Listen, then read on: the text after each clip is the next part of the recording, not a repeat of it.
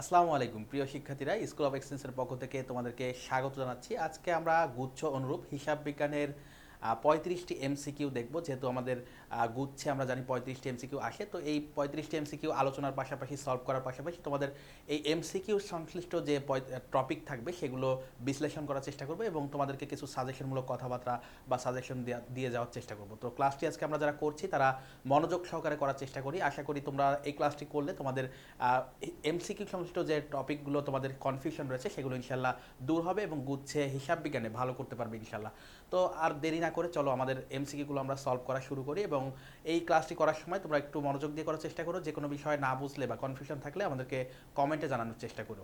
তো আমরা দেখি প্রথম এমসিকিউতে কি রয়েছে। প্রথম এমসিকিউতে আমরা দেখতে পাচ্ছি হাবিব কোম্পানি ভুলক্রমে 50,000 টাকার বকেয়া সেবা আয়ের সমন্বয় করেনি। দেখো 50,000 টাকার কি বকেয়া সেবা আয়, বকেয়া সেবা আয়। তাহলে সেবা আয়, সেবা আয় হচ্ছে এক প্রকার আয়, আর আয়ের বকেয়া হচ্ছে আমাদের জন্য সম্পদ। এই যে বকেয়া সেবা আয় আমাদের জন্য কি সম্পদ, আমাদের জন্য এক প্রকার সম্পদ বা তাহলে সমন্বয় যদি আমরা না করি, বকেয়া আয়ের যদি আমরা সমন্বয় না করি, তাহলে এটা আমাদের সম্পদ ছিল।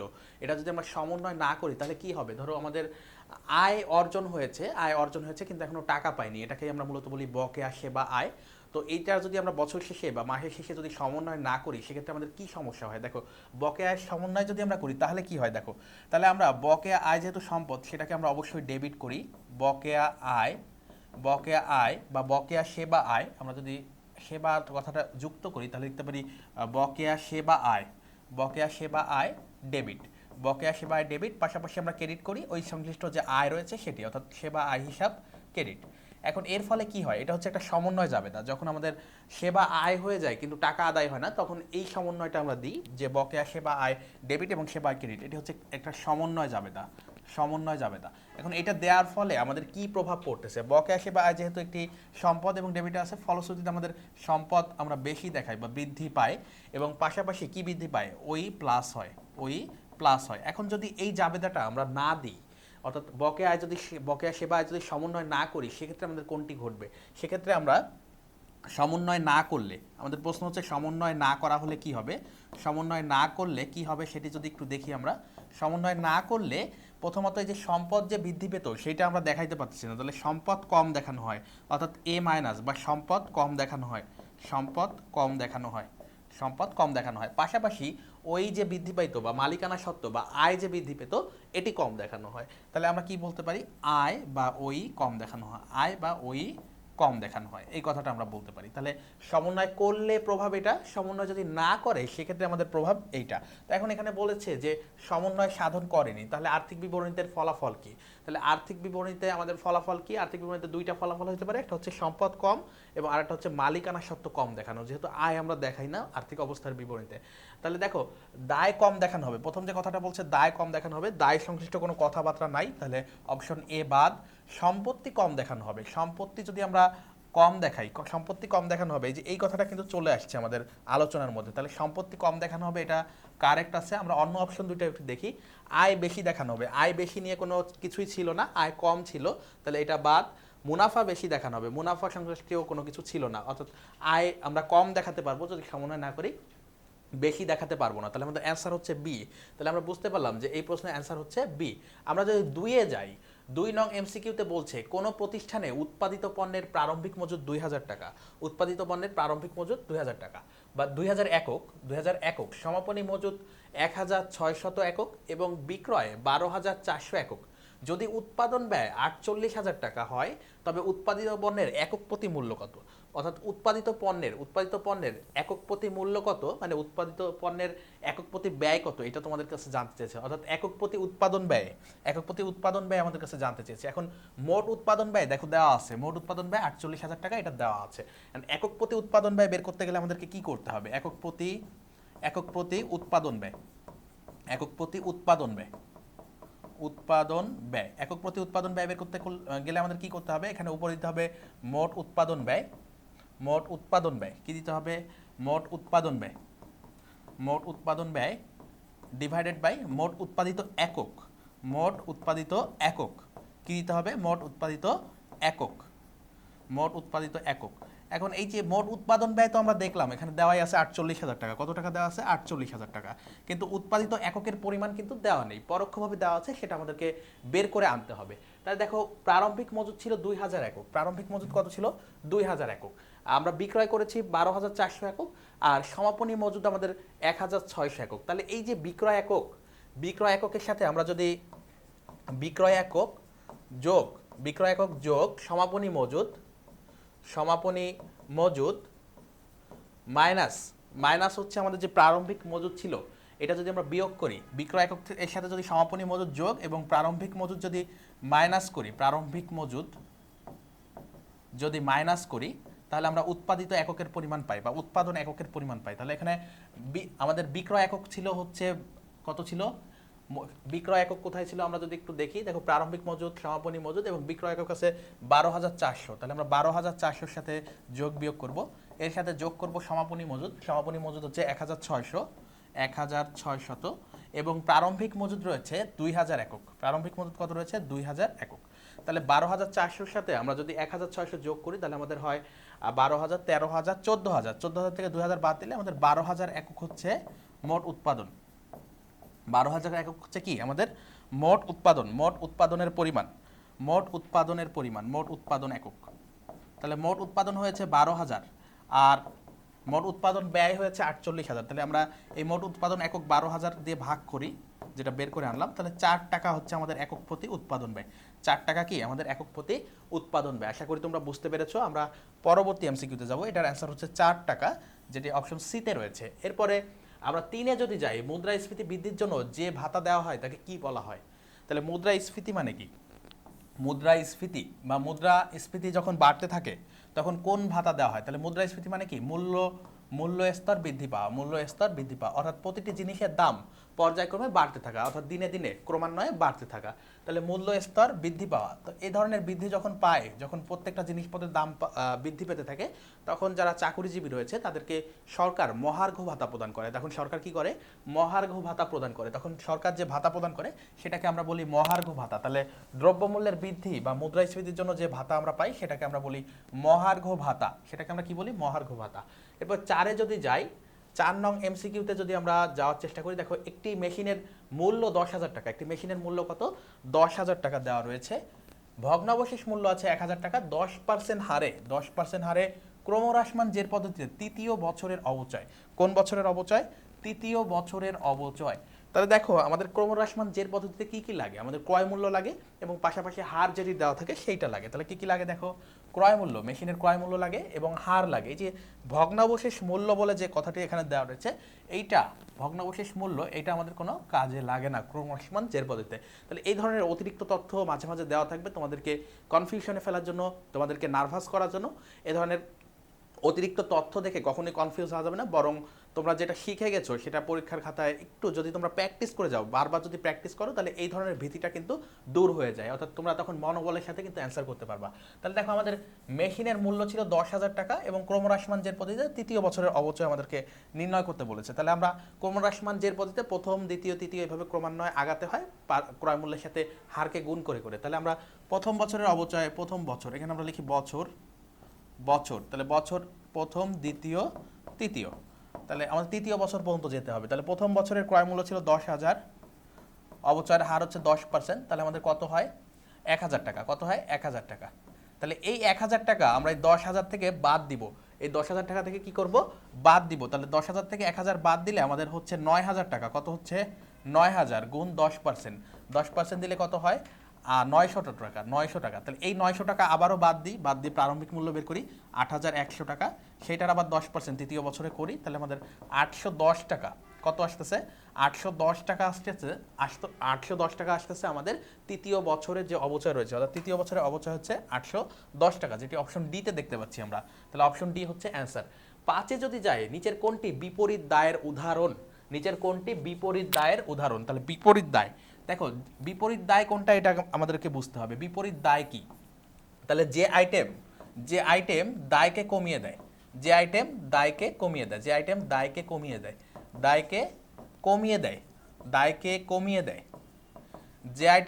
কমিয়ে দেয়, তাহলে দায় হচ্ছে সাধারণত ক্রেডিট। দায় কি? ক্রেডিট। দায় হচ্ছে ক্রেডিট, দায় বা এল হচ্ছে ক্রেডিট, এল হচ্ছে ক্রেডিট। তাহলে যে আইটেম দায়কে কমিয়ে দেয় সেটি অবশ্যই কি হবে, বিপরীত দায় হবে এবং সেটা হবে ডেবিট। বিপরীত দায় সবসময় কি হয়, ডেবিট হয়। বিপরীত দায় সবসময় ডেবিট হয়।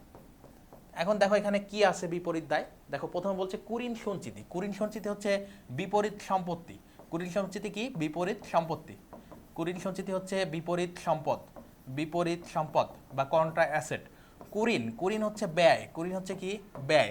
বন্ডের অবহার, দেখো বন্ড হচ্ছে এক প্রকার দায়, বন্ড হচ্ছে এক প্রকার দীর্ঘমেয়াদী দায়। বন্ড হচ্ছে দায়, আর বন্ড যখন আমরা কম মূল্যে বিক্রয় করি তখন সেটাকে হচ্ছে বন্ডের অবহার বলে। তাহলে বন্ডের অবহার হচ্ছে বিপরীত দায়। বন্ডের অবহার কি, বিপরীত দায়, বিপরীত দীর্ঘমেয়াদী দায়, বিপরীত দায়, বিপরীত দায়। আর শেয়ার অবহার, শেয়ার অবহার হচ্ছে শেয়ার হচ্ছে আমাদের মূলধন, এটা হচ্ছে মূলধনের বিপরীত, অর্থাৎ বিপরীত মূলধন বা বিপরীত হচ্ছে শেয়ার মূলধন, এটা তোমরা বলতে পারো। তাহলে আমাদের অ্যান্সার হচ্ছে সি। আমাদের অ্যান্সার কি হবে, এই প্রশ্নের অ্যান্সার হচ্ছে সি, যেহেতু বন্ডের বিপরীত হচ্ছে বিপরীত দায়, বন্ড একটি দায় এবং বন্ডের অবহার হচ্ছে এক ধরনের বিপরীত দায়। আশা করি বুঝতে পেরেছো। আমরা 6-এ যাচ্ছি। অবচয়ের পদ্ধতি নির্বাচনে অনুসৃত হয় কোনটি? অবচয়ের পদ্ধতি আমরা প্রতিষ্ঠানের ক্ষেত্রে আমাদের বিভিন্ন ধরনের প্রতিষ্ঠান রয়েছে, এক এক ধরনের প্রতিষ্ঠানে আমরা এক এক ধরনের অবচয় নির্ণয় করি এবং এই অবচয় নির্ণয়ের যে পদ্ধতি রয়েছে এটা কিভাবে সিলেক্ট করা হয়, এটা ওই যে প্রতিষ্ঠান রয়েছে সেই প্রতিষ্ঠানের বিভিন্ন জিনিস আমরা বিবেচনা করে তারপরে কিন্তু আমরা পদ্ধতি নির্বাচন করি। অর্থাৎ সরলরৈখিক অনুসারে করা হবে নাকি ক্রমহ্রাসমান জের পদ্ধতিতে করা হবে, বর্ষ সংখ্যার সমষ্টি পদ্ধতিতে করা হবে নাকি উৎপাদন একক পদ্ধতিতে করা হবে, এইটা নির্ধারণের জন্য আমরা কোন পদ্ধতি বা কি কি বিবেচনা করি সেটা যদি একটু দেখি। দেখো অবচয়ের পদ্ধতি নির্বাচনে অনুসৃত হয় কোনটি, বলছে রক্ষণশীলতা। দেখো রক্ষণশীলতার নীতি অনুসৃত হয় হচ্ছে চলতি সম্পদের ক্ষেত্রে। কিসের ক্ষেত্রে? চলতি সম্পদের ক্ষেত্রে, চলতি সম্পদের ক্ষেত্রে। বা মিলকরণ নীতি, ব্যয় বা ব্যয়ের ক্ষেত্রে ব্যয় বা আয়ের সাথে ব্যয় হচ্ছে সামঞ্জস্য করার জন্য আমরা মিলকরণ নীতি ব্যবহার করি। পূর্ণ প্রকাশ নীতি, যেসব তথ্য আমরা আর্থিক অবস্থার বিবরণীতে দেখাতে পারি না সেইগুলো নোট বা টিকা আকারে দেখাই আমরা পূর্ণ প্রকাশ নীতি অনুসারে। আর সামঞ্জস্য নীতি, দেখো যে সম্পদের সাথে যে অবচয় এর বিষয়টি সামঞ্জস্যপূর্ণ আমরা সেই পদ্ধতিতে কিন্তু অবচয় করি। যেমন স্থায়ী সম্পদের জন্য আমরা অবচয় করি, প্রাকৃতিক সম্পদের জন্য অবলোপন করি। তো আবার যেমন আরও অন্যান্য যেসব সম্পদ রয়েছে সেক্ষেত্রে আমরা কিছু কিছু ক্ষেত্রে যেমন গ্যাসের ক্ষেত্রে আমরা শূন্যীকরণ পদ্ধতি ব্যবহার করি। তো এই বিষয়গুলো আমাদেরকে দেখতে হবে। অস্পর্শনীয় সম্পদের জন্য আমরা অবলোপন ব্যবহার করি, এই বিষয়গুলো মনে রাখতে হবে। তাহলে সামঞ্জস্য হচ্ছে যে অবচয়ের ক্ষেত্রে আমরা সবসময় সামঞ্জস্য নীতি অনুসরণ করি। কোন নীতি অনুসরণ করি? সামঞ্জস্য নীতি। তাহলে অ্যান্সার হবে ডি। এই প্রশ্নের অ্যান্সার কি হবে? ডি। এই প্রশ্নের অ্যান্সার হবে ডি। এরপর সাথে যদি যাই, কাঁচামাল ব্যয় 45,000 টাকা, অলস সময়ের ব্যয় 9,000 টাকা, প্রত্যক্ষ মজুরি দেওয়া রয়েছে 24,000 টাকা, কারখানা ভাড়া প্রদান 15,000 টাকা, শোরুম ব্যবস্থাপকের বেতন 30,000 টাকা, মোট নিয়ন্ত্রণযোগ্য, কি বলছে? নিয়ন্ত্রণযোগ্য, মোট নিয়ন্ত্রণযোগ্য ব্যয়ের পরিমাণ। তাহলে নিয়ন্ত্রণ করা যায় কোনগুলো? যেগুলো দেখো পরিবর্তনশীল ব্যয়, যে ব্যয়গুলো পরিবর্তনশীল, যে ব্যয়গুলো কি, যে ব্যয়সমূহ, যে ব্যয়সমূহ, যে ব্যয়সমূহ পরিবর্তনশীল, যে ব্যয়সমূহ পরিবর্তনশীল সেগুলো হচ্ছে নিয়ন্ত্রণ করা যায়। অর্থাৎ যেগুলো আমাদের ব্যবস্থাপক বা হচ্ছে প্রতিষ্ঠানের যারা নিয়ন্ত্রক রয়েছে তারা যেটি হচ্ছে কমাতে বা বৃদ্ধি করতে পারে সেটিকে আমরা বলি নিয়ন্ত্রণযোগ্য ব্যয়। আর যেগুলো স্থায়ী ব্যয়, যেগুলো হচ্ছে স্থায়ী ব্যয় সেগুলো আমরা কখনো নিয়ন্ত্রণ করতে পারি না। অর্থাৎ এটা আমরা কিছু করলেও হচ্ছে একই থাকবে, আবার না করলেও একই থাকবে, এগুলোকে আমরা নিয়ন্ত্রণ করতে পারি না। এখন এখানে দেখো কারখানার ভাড়া আছে, দেখো কারখানার ভাড়া আছে, কারখানা ভাড়া আমি যদি একটু অন্য কালার দিয়ে ইউজ করি তাহলে দেখো কারখানা ভাড়া প্রদান 15,000 টাকা, পাশাপাশি আছে শোরুমের ব্যবস্থাপকের বেতন, শোরুম ব্যবস্থাপকের বেতন। তাহলে এই যে যে দুইটা আইটেম আমি দাগ দিলাম, দেখো শোরুম ব্যবস্থাপক যদি কোনো সারা মাসে যদি ধরো কোনো ধরনের কাজের তেমন উন্নতি করতে পারলো না বা অনেক বেশি বিক্রি করলো, এক্ষেত্রে কিন্তু তার এই যে বেতনের কোনো পরিবর্তন হবে না। পাশাপাশি কারখানা ভাড়া, কারখানার যে ভাড়া রয়েছে সেখানে যদি তুমি উৎপাদন কার্যক্রম চালাও তাও তোমাকে যে 15,000 টাকা ভাড়া দিতে হবে, যদি না চালাও, যদি একেবারে বন্ধ রাখো তাও কিন্তু তোমাকে 15,000 টাকা দিতে হবে। তাহলে এই দুইটা কিন্তু নিয়ন্ত্রণযোগ্য না, স্থায়ী ব্যয়। এবার দেখো কাঁচামাল ব্যয়, কাঁচামাল ব্যয় আমরা যদি ব্যবস্থাপক যদি চায় যে বিভিন্ন ধরনের সরবরাহকারীর কাছ থেকে যদি ফরমায়েশ নেয়, যদি যাচাই করে তাহলে কিন্তু একটু কম বেশি করতে পারে। এরপর দেখো অলস সময়ের ব্যয়, অলস সময়টা যদি কমিয়ে আনা যায় তাহলে কিন্তু ব্যয় কমে যাবে। প্রত্যক্ষ মজুরি, মজুরির ক্ষেত্রে যদি সঠিক মজুরি নির্ধারণ করা যায় সেক্ষেত্রে কিন্তু ব্যয়টা আমাদের নিয়ন্ত্রণের মধ্যে থাকে। তাহলে এই তিনটি হচ্ছে আমাদের নিয়ন্ত্রণযোগ্য ব্যয়। তাহলে আমরা নিয়ন্ত্রণযোগ্য ব্যয়ের ক্ষেত্রে এই তিনটি জিনিস পেলাম, এই তিনটা আমরা যোগ করব। তাহলে কাঁচামাল হচ্ছে 45,000 যোগ অলস সময়ের ব্যয় 9,000 যোগ হচ্ছে 24,000, তাহলে 45 আর 9 45 আর 9 54 এবং 24 হচ্ছে 78,000 টাকা। কত টাকা? 78,000 টাকা হচ্ছে আমাদের নিয়ন্ত্রণযোগ্য ব্যয়। তাহলে ডি হচ্ছে আমাদের অ্যান্সার। এরপরে 8-এ যদি যাই, অনিশ্চিত হিসাব কিভাবে বন্ধ করতে হয়। দেখো অনিশ্চিত হিসাব আমরা কখন আনি? অনিশ্চিত হিসাবটা আমরা কখন আনি?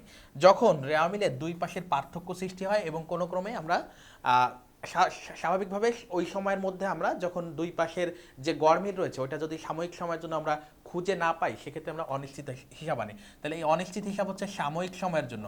অনিশ্চিত হিসাব কখনের জন্য? সাময়িক সময়ের জন্য, অর্থাৎ পুরো স্থায়ী কোনো হিসাব নয়। স্থায়ী কোনো হিসাব নয় হচ্ছে অনিশ্চিত হিসাব, এটা সাময়িক সময়ের হিসাব। এইটা পরবর্তীতে কি করতে হবে? আমাদের দুই পাশে ডেবিট ক্রেডিট মেলে নাই, তাহলে কি কারণে হয়নি এটা, এই ভুলটা পরবর্তীতে উদ্ঘাটন করে এই অনিশ্চিত হিসাব কিন্তু বন্ধ করতে হবে। তাহলে কি বলছে কিভাবে বন্ধ করতে হয়? বলছে সাধারণ দাখিলার মাধ্যমে, সংশোধনী দাখিলার মাধ্যমে, সমন্বয় দাখিলার মাধ্যমে, নতুন রেওয়া মিলের মাধ্যমে। তাহলে অনিশ্চিত হিসাব আমাদের কেন হয়েছিল? যে কোনো একটা ভুল হয়েছিল, এজন্য কিন্তু হয়েছিল। তাহলে এই সাময়িক হিসাবটা হয়েছিল একটা ভুলের কারণে, একটি ভুলের কারণে, একটি ভুলের কারণে, ভুলের কারণে। তাহলে যদি ভুল ঘটে সেক্ষেত্রে আমরা কি করি? ভুল সংশোধনী দাখিলা দিই। ভুল ঘটলে কি হয়?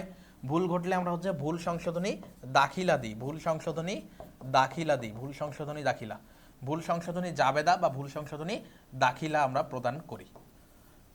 তাহলে ভুলের কারণে আমরা কি দিব? প্রথম কথা হচ্ছে অনিশ্চিত হিসাব হচ্ছে একটি সাময়িক হিসাব, এটা আমরা ভুলের কারণে আনি, এবং ভুল হলে আমরা অনিশ্চিত হিসাবকে বন্ধ করার জন্য ভুল সংশোধনী জাবেদা বা দাখিলার মাধ্যমে সেটা সম্পন্ন করি। তাহলে আমাদের বি হচ্ছে অ্যান্সার। এই প্রশ্নের অ্যান্সার কি? বি, সংশোধনী দাখিলার মাধ্যমে। আমরা যদি 9-এ যাই, টিপু, মাসুদ এবং রতনের প্রারম্ভিক মূলধন 1,50,000 এবং 1,50,000, অর্থাৎ তিনজনের মূলধন দিয়েছে। চুক্তি অনুযায়ী মূলধনের উপর 10% সুদ পাবে, 10% হারে সুদ, এবং মাসুদ মাসিক 1250 টাকা, মাসুদ মাসিক 1250 টাকা পাবে। উক্ত বছরে ব্যবসায়ের মুনাফা হয় 75,000 টাকা ও বন্টিত মুনাফার অংশ বাবদ মাসুদ কত টাকা পাবে? তাহলে মাসুদ বন্টিত মুনাফার অংশ মানে বন্টনযোগ্য মুনাফা, বন্টিত মুনাফার অংশ মানে কি? বন্টনযোগ্য মুনাফা, বন্টনযোগ্য মুনাফার অংশ, বন্টনযোগ্য মুনাফার অংশ, বন্টনযোগ্য মুনাফার অংশ। এখানে আমাদের দুইটা বিষয় বুঝতে হবে, একটা হচ্ছে বন্টনযোগ্য মুনাফার অংশ, আর একটা হচ্ছে মুনাফা থেকে মোট কত টাকা পাবে। আরেকটি প্রশ্ন হতে পারে, এখানে আরেকটি প্রশ্ন হতে পারে, মোট মুনাফা থেকে মোট কত টাকা পাবে, মুনাফা থেকে, মুনাফা থেকে মোট কত টাকা পাবে, মোট কত টাকা, কত টাকা পাবে। তাহলে আমাদের প্রশ্নটা হচ্ছে বন্টনযোগ্য মুনাফার অংশ বাবদ। এখন এই বন্টনযোগ্য মুনাফার অংশের মধ্যে আমাদের যে আমরা যে অনুপাত আকারে যে মুনাফাটা বন্টন করি সব কিছু চার্জ করার পরে, মানে বেতন, মূলধনের সুদ, এগুলো যদি উল্লেখ থাকে, এগুলো চার্জ করার পর যে বাকি অংশটা পাই সেটা হচ্ছে আমাদের বন্টনযোগ্য মুনাফা না। বন্টনযোগ্য মুনাফা হচ্ছে ততটুকুই যতটুকু আমাদের উল্লেখ থাকে, অর্থাৎ মূলধনের উপর যে সুদ পাবে, বেতন পাবে, এগুলো হচ্ছে বন্টনযোগ্য মুনাফার অংশ। তাহলে এই যে দুইটা বক্স করা, এই দুইটা হচ্ছে বন্টনযোগ্য মুনাফার অংশ। বাকি বাকি যে আমরা হচ্ছে অনুপাত আকারে যে নেট মুনাফাটা বন্টন করি, এই সব কিছু বাদ দেওয়ার পর সেটা হচ্ছে মোট মুনাফার অংশ। সেটা হচ্ছে কোন অংশ? মুনাফা থেকে মোট কত পাবে, সেই ক্ষেত্রে আমরা ওইটা যোগ করি, এছাড়া আমরা যোগ করি না। তো আমি একটু করে দেখাই, তাহলে তোমাদের জন্য সুবিধা হবে। তাহলে দেখো এখানে দেখো মাসুদের কথা বলছে, মাসুদের মূলধন আছে হচ্ছে 50,000 টাকা, তো মূলধনের উপর 10% সুদ পাবে। তাহলে মাসুদের হিসাব করতেছি আমরা, মাসুদের মূলধনের সুদ কত? দেখো মূলধনের সুদ, মূলধনের সুদ, মূলধনের সুদ হচ্ছে 50,000 গুণ 50,000 গুণ 10%, গুণ কত পার্সেন্ট? 10%, তাহলে 5,000 টাকা, 5,000 টাকা। তাহলে মূলধনের সুদ। এরপর দেখো বেতন পাবে মাসিক 1250 টাকা, তাহলে বছরে কত হয়? বেতন, বাৎসরিক বেতন বা বার্ষিক বেতন, বার্ষিক বেতন 1250 গুণ 1250 গুণ কত? 12 মাস। তাহলে 12 মাসে আমাদের আসতেছে হচ্ছে 1250 গুণ হচ্ছে যদি 12 দিই, তাহলে আমাদের 1250 গুণ 10 হচ্ছে 12,500 এবং হচ্ছে সাথে 2,500, তাহলে সেক্ষেত্রে আমাদের 15,000 টাকা আসে। কত হাজার আসে? 15,000। তাহলে আমি প্রথমে বলেছি এই বক্সের মধ্যে যে দুইটা আছে এই দুইটা হচ্ছে বন্টনযোগ্য মুনাফার অংশ। তাহলে বন্টনযোগ্য মুনাফা অংশের মধ্যে আমাদের এই দুইটা যাবে শুধুমাত্র। তাহলে 15,000 বন্টনযোগ্য মুনাফার অংশের মধ্যে কোন দুইটা যাবে? এই যে হচ্ছে আমাদের মূলধনের সুদ এবং হচ্ছে বার্ষিক বেতন 15,000। তাহলে মোট হইলো আমাদের 20,000 টাকা। কত হইলো? 20,000 টাকা, 20,000 টাকা। এখন দেখো বাকি রয়েছে কি? মুনাফা থেকে কত টাকা পাবে, মুনাফা থেকে মোট কত টাকা পাবে, মুনাফা থেকে মোট কত টাকা পাবে। এখন এই যে 20,000 হচ্ছে বন্টনযোগ্য মুনাফার অংশ। এখন আমরা যদি এইখানে আসি, দেখো এইখানে যদি আসি যে বাকি থাকলো কত, তাহলে 20,000 টাকা হচ্ছে মাসুদ পাইছে, মাসুদ পাইছে কত 20,000 টাকা। এরপরে দেখো আরো দুজন কিন্তু অংশীদার রয়েছে, আরো দুজন কি রয়েছে অংশীদার রয়েছে, তারা বেতন বাবদ কত পাবে দেখো, বেতন তাদের কি বেতন আছে, বেতন নাই, মূলধনের সুদ বাবদ টিপু এবং রতন, টিপু এবং রতন, টিপু পাবে কত দেখো, টিপুর মূলধনের সুদ আসতেছে হচ্ছে 1,00,000 টাকা 10%, 10,000 টাকা, 10,000 টাকা। এবং হচ্ছে রতন, রতনের ক্ষেত্রে মূলধনের সুদ আসতেছে হচ্ছে কত টাকা দেখো, 1,50,000 টাকা 10%, মানে 15,000 টাকা। তাহলে এখানে আমরা দেখতে পেলাম এই যে তিনটা সবুজ কালিতে আমি লিখেছি 20,000, 10,000 এবং 15,000, এই তিনটা যোগ করলে কত হয় দেখো, এই তিনটা যোগ করলে হয় 20 আর 10 30 এবং 15 45,000 টাকা। তাহলে আমাদের মুনাফা হয়েছিল কত দেখো, মুনাফা হয়েছিল 75,000 টাকা, মুনাফা হয়েছিল কত হাজার, 75,000। সেখান থেকে এই যে বন্টনযোগ্য মুনাফার অংশ হিসেবে তারা পেয়ে গেল কত, 45,000 টাকা। কত পেয়ে গেল তাহলে 75 থেকে আমরা 45 বাদ দিই, 45 যদি বাদ দিই থাকে কত, অবশিষ্ট থাকে 30,000 টাকা, 30,000 টাকা। তাহলে এই 30,000 টাকা হচ্ছে মুনাফার অংশ। দেখো এখানে বলছে বন্টিত মুনাফার অংশ কত পাবে, তাহলে বন্টিত মুনাফার অংশ হচ্ছে বাকি রয়েছে 30,000 টাকা। আমি একটু অন্য কালিতে মার্ক করে দিই 30,000 টাকা, এই 30,000 টাকা বাকি আছে। তাহলে আমি আরো সহজ করে তোমাদেরকে বলি, মূলধনের সুদের কথা বলা আছে, তো তিনজনের মূলধনের সুদ আমরা দেখলাম, একজনের 15, একজনের 10 এবং আরেকজনের হচ্ছে 15। এরপরে আমাদের যে একজন হচ্ছে বেতন পাইতো, একজন হচ্ছে বেতন পাইতো, সেটা হচ্ছে 15,000 টাকা। আচ্ছা আমি একটু ভুল বলছি মনে হয়, মূলধনের সুদ হচ্ছে একজনের 5,000, একজনের 10 এবং আরেকজনের 15, এবং একজন হচ্ছে বেতন পাবে, সে হচ্ছে 15,000 টাকার বেতন পাবে। তাহলে এই সবগুলো যোগ করার পর আমাদের মোট আসছে হচ্ছে 45,000 টাকা, মোট আসছে কত 45,000 টাকা। তো মোট আমাদের যে মুনাফা হয়েছে সেখান থেকে 45,000 টাকা বাদ দেওয়ার পর আমরা দেখতে পাচ্ছি 30,000 টাকা। এখন এই 30,000 টাকা হচ্ছে মুনাফা বাবদ আমরা বন্টন করব। এখন কি হারে বন্টন করব, এখানে কোনো ধরনের অনুপাত নাই। তাহলে অনুপাত যদি না থাকে তাহলে তিনজনেই হচ্ছে সমান অনুপাতে পাবে, অনুপাত না থাকলে তিনজনে কি আকারে পাবে, সমান অনুপাতে পাবে, সমান অনুপাতে পাবে। তাহলে সমান অনুপাতে পাইলে তিনজনকে আমরা যদি 1:1:1 আকারে দিই, তাহলে দেখো তিনজনে কত করে পাবে, 10,000 করে পাবে। কত করে পাবে, 10,000 করে পাবে। আমি যদি ভেঙে করে দেখাই তাহলে তোমাদের হবে 30,000 ইন্টু উপরে 1 নিচে 3, তাহলে 10,000 টাকা। 10,000 টাকা হচ্ছে প্রত্যেকেই পাবে, যেহেতু মুনাফার কোনো অনুপাত দেওয়া নেই। এখন আমাদের প্রশ্ন হচ্ছে মুনাফার অংশ বাবদ মাসুদ কত টাকা পাবে, মুনাফার অংশ বাবদ মাসুদ পাবে এই 10,000 টাকা। কত টাকা, এই 10,000 টাকা। তাহলে অ্যান্সার হচ্ছে বি, এই প্রশ্নের অ্যান্সার কি বি। আশা করি তোমরা বুঝতে পেরেছো। আমি আবারও বলছি, একটি হচ্ছে বন্টনযোগ্য মুনাফার অংশ, আরেকটি হচ্ছে মুনাফার অংশ। তো এই প্রশ্নে আমাদেরকে মুনাফার অংশ হচ্ছে বের করতে বলেছে। তাহলে আমরা অন্যান্য যে বিষয়গুলো রয়েছে বেতন এবং সুদ, এগুলো বাদ দিয়ে নিব, এবং বাদ দেওয়ার পরে যে অংশটা থাকে সেটা অনুপাত আকারে ভাগ করবো। এখন এখানে তো কোনো অনুপাত নাই, লাভ ক্ষতির কোনো অনুপাত দেওয়া নেই, তাহলে আমরা ধরে নিব যে 1:1:1, অর্থাৎ তিনজনের সমান পাবে, সেক্ষেত্রে 10,000 টাকা তারা পাচ্ছে। আমরা 10-এ যদি যাই, মার্জিন 75% হলে, মার্জিন 75% হলে মার্কআপ কত, মার্জিন 75% হলে মার্কআপ কত। এখন এই মার্জিন আর মার্কআপের পার্থক্য আমাদেরকে বুঝতে হবে। মার্জিন হচ্ছে বিক্রয়ের উপর হার, মার্জিন কি, বিক্রয়ের উপর হার, বিক্রয়ের উপর হার। আর মার্কআপ কি, মার্কআপ হচ্ছে ক্রয় বা উৎপাদন ব্যয়ের উপর হার, ক্রয় বা উৎপাদন ব্যয়ের উপর হার, উৎপাদন ব্যয়ের হার, উৎপাদন ব্যয়ের উপর মুনাফার হার। এই দুইটাই কিন্তু মুনাফার হার, একটা হচ্ছে বিক্রয়ের উপর আর একটা হচ্ছে ক্রয় বা উৎপাদন ব্যয়ের উপর হার। ওকে, তাহলে মুনাফার হার দুইটাই, একটা হচ্ছে বিক্রয়ের উপর আর একটা কি ক্রয় বা উৎপাদন ব্যয়ের উপর। এখন মার্জিন 75% হলে মার্কআপ কত। এখন এই যে মার্জিন মানে বিক্রয়ের উপর হার থেকে ক্রয় হারে আমাদেরকে রূপান্তর করতে বলেছে, তাহলে আমরা বিক্রয় হার থেকে ক্রয় হারে রূপান্তর করব। বিক্রয় হার থেকে কোথায় যাব, ক্রয় হারে যাব, ক্রয় হারে রূপান্তর করব। তাহলে এই রূপান্তর করতে গেলে আমাদেরকে কি করতে হবে দেখো, রূপান্তর করতে গেলে আমাদের একটা ফর্মুলা আছে, বিক্রয় হার থেকে ক্রয় হারে যেতে গেলে আমরা উপরে 100 গুণ হার দিব, উপরে 100 গুণ হার দিব। এখানে হার রয়েছে 75%, তাহলে 75 দিয়ে গুণ করব। আর নিচে কি করব, 100 বিয়োগ হার, তাহলে আমাদের হার রয়েছে 75, তাহলে নিচে হচ্ছে 75 বিয়োগ করব। তাহলে করলে কত আসে দেখো, উপরে 7,500, নিচে হচ্ছে 25, 7,500 ডিভাইডেড বাই কত 25, তাহলে আমাদের 300% আসে অ্যান্সার। তাহলে আমাদের অ্যান্সার কত, 300%। অর্থাৎ মার্জিন বা বিক্রয়ের উপর মুনাফার হার যদি 75% হয়, ক্রয়ের উপর আমাদের হার হবে 300%। কত পার্সেন্ট, 300%। তাহলে আমাদের অ্যান্সার ডি। এরপরে আমরা যদি 11-তে যাই, 11-তে বলছে নিচের কোন হিসাবটি আয় সারাংশ হিসাবে বন্ধ করা যায় না, আয় সারাংশ হিসাবের বিপরীতে বন্ধ করা যায় না কোনটি। তাহলে আয় সারাংশ হিসাবের মাধ্যমে বা ক্লোজিং বা সমাপনী দাখিলার মাধ্যমে আমরা বন্ধ করতে পারি কোনগুলো দেখো, আমরা বন্ধ করতে পারি যাবতীয় আয়, আয় বন্ধ করতে পারি, ব্যয় বন্ধ করতে পারি, উত্তোলন বন্ধ করতে পারি, এবং যৌথ মূলধনের ক্ষেত্রে যেহেতু উত্তোলন থাকে না, আমরা লভ্যাংশ বন্ধ করতে পারি। তাহলে এই 4টি হিসাব আমরা বন্ধ করতে পারি আয় সারাংশ হিসাবের মাধ্যমে। এছাড়া আমাদের বিপরীত আয় বিপরীত ব্যয় এগুলো আমরা বন্ধ করতে পারি। তো আয় ব্যয় বিপরীত ব্যয় এবং উত্তোলন ও লভ্যাংশ আমরা বন্ধ করতে পারি। অন্যান্য কোনো স্থায়ী হিসাব সম্পদ দায় মালিকানা সত্ত্ব সংক্রান্ত যে কোনো ধরনের হিসাব আমরা বন্ধ করতে পারি না। তাহলে দেখো বিক্রয় বাট্টা হচ্ছে বিক্রয় হচ্ছে আয়, বিক্রয় বাট্টা হচ্ছে বিপরীত ব্যয় বিপরীত আয়। তাহলে বিপরীত আয় আমরা বন্ধ করতে পারি। আমি এখানে একটু লিখে দিই বিপরীত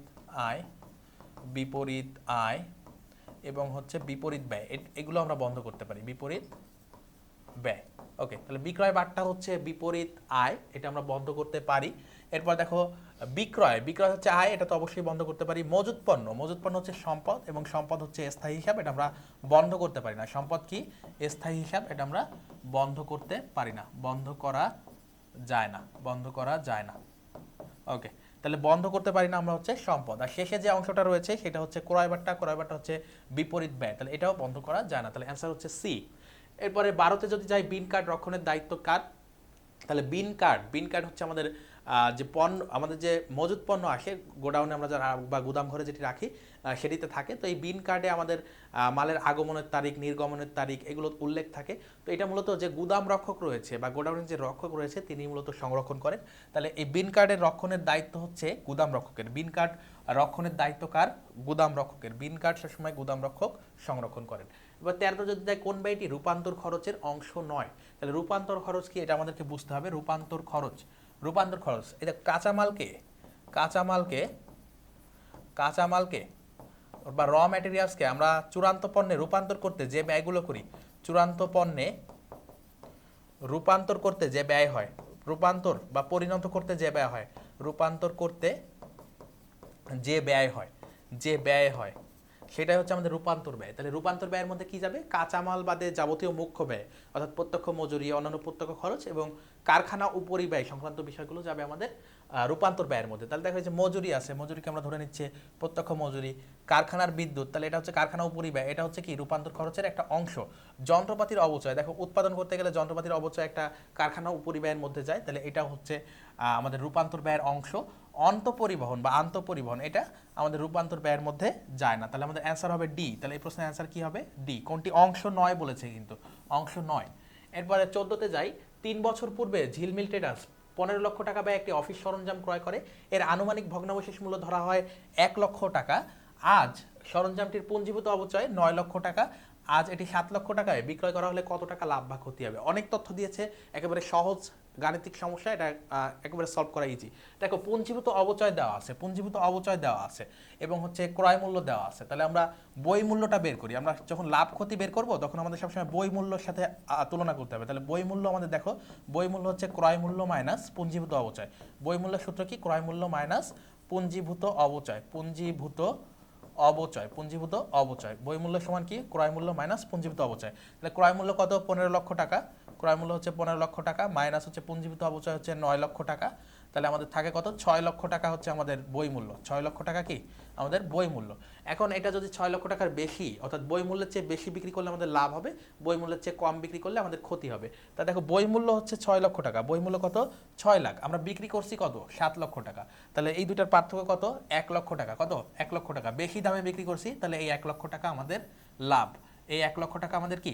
লাভ। 1 লক্ষ টাকা আমাদের লাভ। তাহলে লাভ 1 লক্ষ টাকা আছে একেবারে অপশন ডিতে, তাহলে অ্যান্সার হবে 1 লক্ষ টাকা। ওকে, 15তে যাই। 2018 সালের 30 জুন তারিখে নগদান বই অনুযায়ী ব্যাংক জমার উদ্বৃত্ত ব্যাংক জমার উদ্বৃত্ত আছে 31,000 টাকা। আমাদেরকে কি বের করতে বলছে? দেখো 30 জুন তারিখে পাস বইয়ের উদ্বৃত্ত বের করতে বলছে, অর্থাৎ নগদান বইয়ের উদ্বৃত্ত দেওয়া আছে, আমাদেরকে পাস বইতে যাইতে হবে। তাহলে পাস বইতে যেতে গেলে কি করতে হবে? পাস বইয়ের সাথে যে বিষয়গুলো নগদান বইয়ের সাথে যে বিষয়গুলো যোগ বিয়োগ হয় সেগুলো আমরা স্বাভাবিকভাবেই করব। পাশাপাশি পাস বইয়ের সাথে যে বিষয়গুলো যোগ বিয়োগ হয় সেগুলো আমরা উল্টাভাবে করব। অর্থাৎ নগদান বই থেকে পাস বইতে যাইতে গেলে নগদান বইয়েরগুলো স্বাভাবিকভাবেই করব, কিন্তু পাস বইয়েরগুলো উল্টাভাবে করব। আমি করে দেখাচ্ছি, তাহলে তোমাদের জন্য সুবিধা হবে। তাহলে দেখো 31,000 টাকা আমরা নগদান বইয়ের জের, তাহলে এটা আমরা স্বাভাবিকভাবে লিখলাম। ইস্যুকৃত 9,000 টাকার একটি চেক ব্যাংকে উপস্থাপিত হয়নি। তাহলে এই যে ইস্যুকৃত চেক, আমি দুইটা ভিন্ন ভিন্ন কালি ব্যবহার করি। দেখো ইস্যুকৃত চেক কিন্তু আমাদের নগদান বইয়ের সাথে কোনো কাজ নাই, এটা কার সাথে কাজ? ব্যাংকের সাথে কাজ। যদি সমন্বিত জের বের করতে বলতো তাহলে এটা আমাদের কোনো কাজে লাগতো না, কিন্তু যেহেতু পাস বইয়ের কথা বলছে, তাহলে এটা আমাদের উল্টা কাজ করতে হবে। তাহলে ইস্যুকৃত চেক আমরা পাস বইতে কি করতাম? বিয়োগ করতাম। তাহলে আমরা এর উল্টা কাজ করব নগদান বইয়ের সাথে, এটা হচ্ছে যোগ করব। কি করব? যোগ করব। আমি একটু ভিন্ন কালি ব্যবহার করার চেষ্টা করি। যোগ করব। কি করব? যোগ করব। তাহলে যোগ হচ্ছে ৯,০০০ টাকা, ৯,০০০ টাকা। এরপরে যে অংশটি রয়েছে দেখো, ব্যাংক জমার উপর ১৫০০ টাকা সুদ মঞ্জুর করা হয়েছে। তাহলে সুদ মঞ্জুর করা হয়েছে, এটা হচ্ছে একটা ক্রেডিট নোট, ক্রেডিট মেমো। তো এই ক্রেডিট মেমো কি করা হয়? নগদান বইয়ের সাথে যোগ করা হয়। তাহলে এটা স্বাভাবিকভাবে আমরা যোগ করব। এটা স্বাভাবিকভাবে কি করব? নগদান বইয়ের সাথে ব্যাংক জমার সুদ আমরা সবসময় যোগ করি। এটা হচ্ছে একটা ক্রেডিট নোট, এটা একটা কি? ক্রেডিট নোট আমরা যোগ করি। ক্রেডিট নোট বা ক্রেডিট মেমো বলি আমরা। ক্রেডিট মেমো হচ্ছে যোগ করব। তাহলে ক্রেডিট নোট আমরা যোগ করব ১৫০০ টাকা, ১৫০০ টাকা। এবার ব্যাংক সেবা বাবদ ২৭৫ টাকা চার্জ করেছে, ব্যাংক সেবা বাবদ ২৭৫ টাকা চার্জ করেছে। তাহলে এটা হচ্ছে যে ব্যাংক সেবা বাবদ যে চার্জ করছে, এটা নগদান বইয়ের সাথে আমরা স্বাভাবিকভাবে কি করি? বিয়োগ করি। স্বাভাবিকভাবে কি করি? বিয়োগ করি, কারণ এটা হচ্ছে একটা ডেবিট নোট, এটা একটা ডেবিট মেমো বা ডেবিট নোট, ডেবিট মেমো। ওকে, তো এই ডেবিট মেমো আমরা কি করব? বিয়োগ করে দিব ২৭৫ টাকা, ২৭৫ টাকা। তাহলে এই যে এক্সট্রা আইটেম, এটা হচ্ছে আমরা ব্যাংক বিবরণীর সাথে করতাম। তো ব্যাংক বিবরণীর সাথে, যেহেতু ব্যাংক বিবরণীর ব্যালেন্স বের করতেছি নগদ থেকে, যে তাহলে এটা আমরা উল্টা কাজটা করব। তাহলে ৩১-এর সাথে ৯ যোগ করে ৪০, ৪০-এর সাথে ১৫০০ যোগ করলে ৪১৫০০, সেখান থেকে ২৭৫ বাদ দিলে ৪১৫০০ থেকে ২৭৫ যদি আমরা বাদ দিই তাহলে ৪১২২৫ টাকা, ৪১২২৫ টাকা। এটা হচ্ছে পাস বইয়ের উদ্বৃত্ত, পাস বইয়ের উদ্বৃত্ত। এখন যদি আমরা যদি সমন্বিত জের বের করতাম, তাহলে এই অংশটা, এই যে যেটা আমি গোলাপি কালারে লিখেছি, এটা আসতো না। ওকে, আশা করি তোমরা বুঝতে পেরেছো। তাহলে আমাদের অ্যান্সার হবে কত? ৪১২২৫ টাকা, যেটা অপশন বিতে আছে। এরপরে আমরা ১৬তে যাই। বছরের শুরুতে একটি কোম্পানির মোট দায় ছিল ২ লক্ষ টাকা এবং মোট ইকুইটি ছিল, ইকুইটি মানে মালিকানা সত্ত্ব ছিল ১,৫০,০০০ টাকা। যদি উক্ত বছরে মোট সম্পদের কোনো পরিবর্তন না হয় এবং মোট ইকুইটি, দেখো মোট ইকুইটি মানে মালিকানা সত্ত্ব ২৫,০০০ টাকা হ্রাস পায়, তাহলে দায়ের কি পরিবর্তন হবে? আমাদেরকে বলছে যে উক্ত বছরে সম্পদের কোনো পরিবর্তন ঘটানো যাবে না। তাহলে সম্পদ যদি স্থির রাখি, দেখো এ ইকুয়াল টু এল প্লাস ওই, তাহলে আমরা এই সম্পদের কোনো পরিবর্তন করতে পারবো না। ধরো এখানে যা ছিল তাই। এখন এল আর ওই, এবং বলছে যে মোট ইকুইটি ২৫,০০০ টাকা হ্রাস পেয়েছে। তাহলে আমরা এখানে লিখতে পারি -২৫,০০০, মাইনাস কি লিখতে পারি? ২৫,০০০। এখন বলছে সম্পদে হাত দেওয়া যাবে না, সম্পদ যা আছে তাই। তাহলে আমরা এই পাশ থেকে ২৫,০০০ মাইনাস করতে পারবো না। তাহলে আমাদের কি করতে হবে? এই পাশেই কাজ করতে হবে। সেক্ষেত্রে আমাদের একমাত্র উপায় হচ্ছে দায়কে বৃদ্ধি করা। দায়কে কি করা? ২৫,০০০ টাকা বৃদ্ধি করা, এই সমীকরণ মিলানোর জন্য। তাহলে দায় ২৫,০০০ টাকা বৃদ্ধি পেয়েছে। তাহলে উক্ত বছরে দায়ের কি পরিবর্তন হয়েছে? দায় ২৫,০০০ টাকা বৃদ্ধি পেয়েছে এবং মালিকানা সত্ত্ব ২৫,০০০ টাকা হ্রাস পেয়েছে। নাহলে দুই পাশ সমান হবে না, যেহেতু সম্পদে হাত দিতে পারছি না। তাহলে আমাদের কি হয়েছে? দায় ২৫,০০০ টাকা বৃদ্ধি পেয়েছে, দায় বৃদ্ধি পায় ২৫,০০০ টাকা। তাহলে দায়ের কি পরিবর্তন হয়? উক্ত বছরের দায়ের পরিবর্তন জানতে চেয়েছে, দায়ের পরিবর্তন হয় ২৫,০০০ টাকা বৃদ্ধি পেয়েছে। ১৭তে যাই। ২,৭৫০ টাকার পণ্য ২/১০ N30 শর্তে জুন মাসের ৩ তারিখে বাকিতে বিক্রয় করা হয়েছে। জুনের ৬ তারিখে ২৫০ টাকার পণ্য ফেরত আসে। জুনের ৩০ তারিখে সম্পূর্ণ পাওনা প্রাপ্তি সাপেক্ষে কত টাকা প্রাপ্ত হয়েছিল?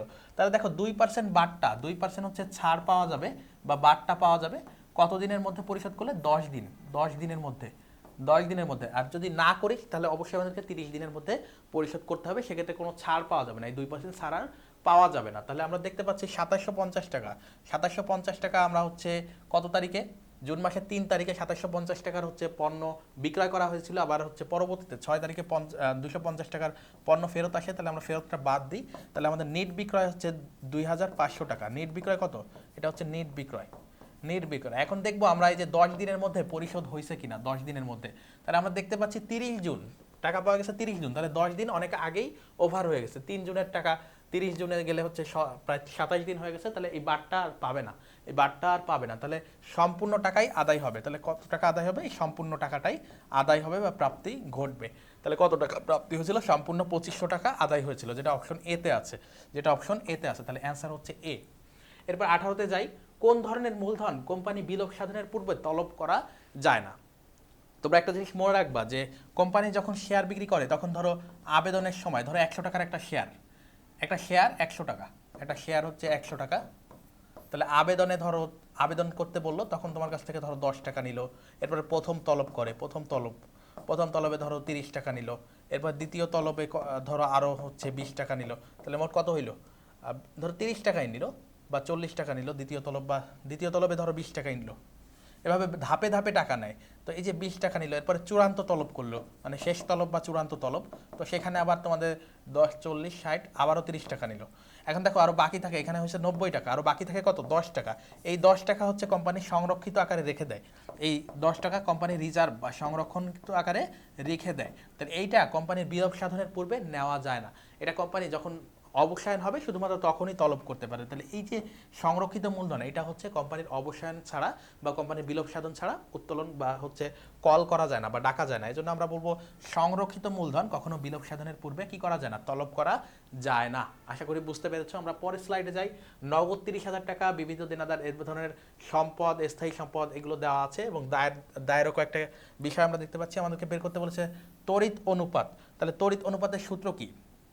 তড়িৎ অনুপাতের সূত্র কি? তড়িৎ সম্পদ ডিভাইডেড বাই কি? তড়িৎ দায়। তড়িৎ সম্পদ ডিভাইডেড বাই কি? তড়িৎ ও দায়। তাহলে তড়িৎ সম্পদ ডিভাইডেড বাই তড়িৎ দায়। তো তড়িৎ সম্পদের মধ্যে আমাদের কি কি যায়? চলতি সম্পদের সব আইটেমগুলো যায়, অগ্রিম খরচ এবং কি? অগ্রিম খরচ এবং হচ্ছে কোনটি বাদে? অগ্রিম খরচ এবং মজুত পণ্য বাদে। তাহলে চলতি সম্পদের সকল অংশই যায়, অগ্রিম খরচ এবং মজুত পণ্য বাদে। এখন চলতি সম্পদের মধ্যে কি কি আছে দেখি আমরা, কি কি যায়। দেখো নগদ আছে, নগদ যায়, বিবিধ দেনাদার যায়, যায় না কোনটি? মজুত পণ্য আমাদের যাবে না, মজুত পণ্য বাদ। তাহলে কোনটি বাদ? মজুত পণ্য বাদ।